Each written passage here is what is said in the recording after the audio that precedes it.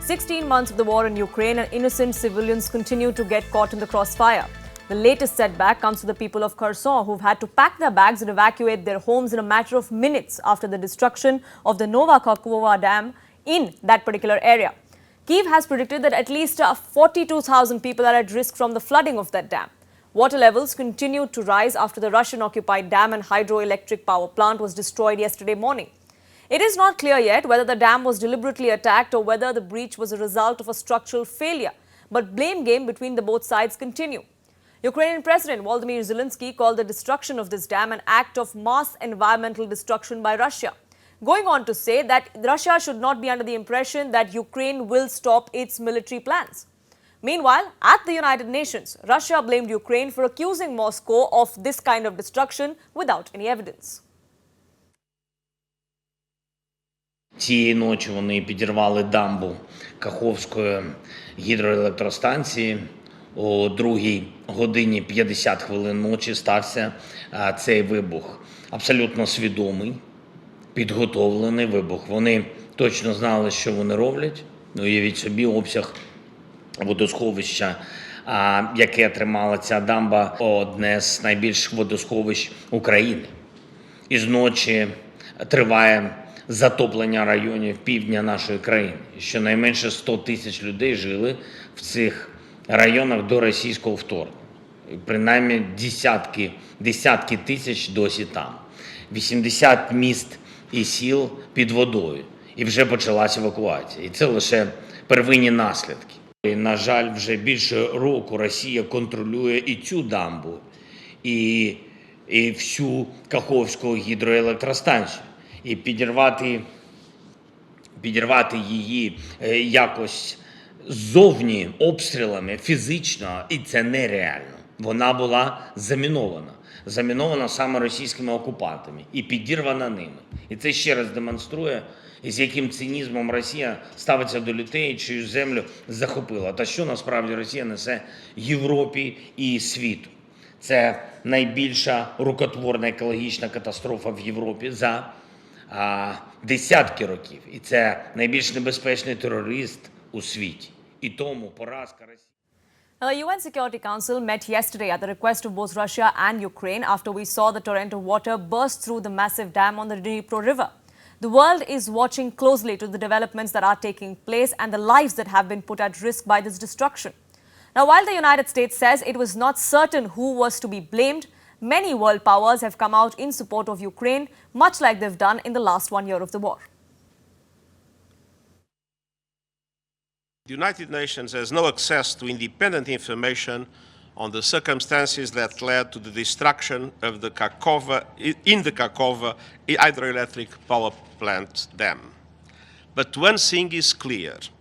This is another devastating consequence of the Russian invasion of Ukraine. We will continue our humanitarian work and our appeals for urgent, safe and secure humanitarian access. Today's tragedy is yet another example of the horrific price of war on people. The floodgates of suffering have been overflowing for more than a year, and that must stop. Attacks against civilians and critical civilian infrastructure must stop. And we must act to ensure accountability and respect for international humanitarian law. Above all, I appeal for a just peace in line with the UN Charter, international law, and the resolutions of the General Assembly. And I thank you.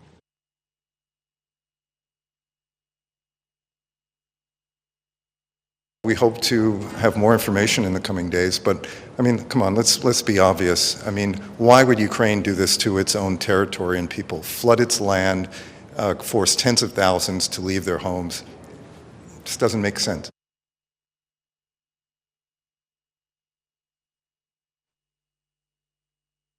We've been prioritizing air defense now for many, many months. And in this last package, one I think we just talked about last week, there were additional interceptor missiles.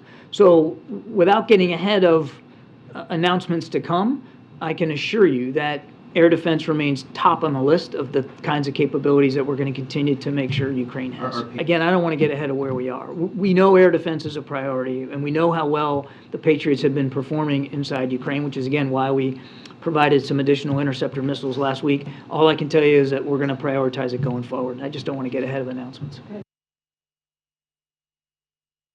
I also want to speak to the destruction of the dam in southern Ukraine, which is absolutely devastating for lives and livelihoods across the region. This is yet another example of the horrific consequences of Russia's illegal invasion of Ukraine.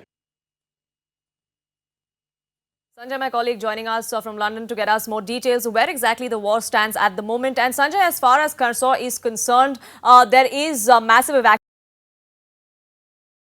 Kiev puts the number at about 42,000 people that still could be at risk. You know, there is a question here about how damaging this is going to be for Ukraine, and we just heard that it wouldn't make sense to Ukraine to do that to its own people. But do bear in mind the terrain there, and I visited Kherson not very long back. The area has been deserted, it is destroyed, it's devastated. Ukraine has almost nothing to lose on its side of Kherson. There is continuous shelling, continuous firing. Shelling was continuing all around us. When we were there, we could hear the shelling all around us, houses destroyed all around us. So this flow of water is not going to damage a living city. That city on the Ukraine side is dead. It could potentially do a lot more damage on the Russian side. It's on the eastern side of the river that the Russians have dug in defense. They have a civilian population to control and to also defend, much of it, of course, also Ukrainian. It's also their pathway to Crimea.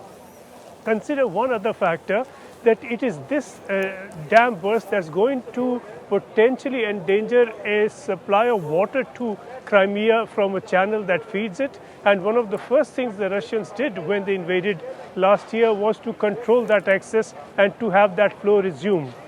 This really is going to lead a potential threat to Crimea. It is not great for the Russians.